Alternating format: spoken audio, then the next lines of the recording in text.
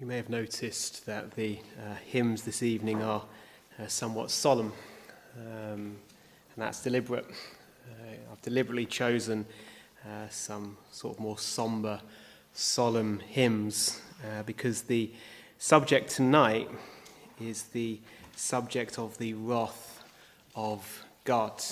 And we've read chapters 15 and 16 of the book of Revelation, where we read of 7 angels, and these 7 angels pour out 7 vials or bowls, the same word, and they have these bowls which are full, as it were, of the wrath of God.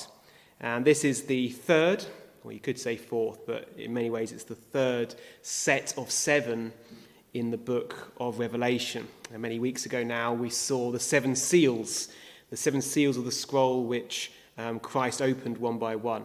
Then we saw, or heard, should we say, the 7 trumpets which proclaimed God's judgments on the earth. And now we have the 7 vials, the 7 bowls which are poured out on the earth. And the theme really of these 2 chapters is described for us in verse 1.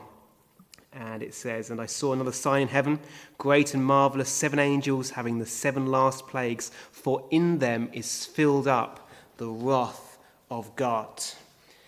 We finally come to these chapters where God's wrath is poured out in fullness on the earth.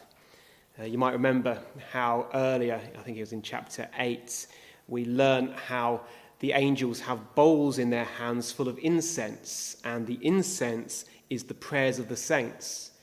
And, of course, the Lord's Prayer, which he taught the saints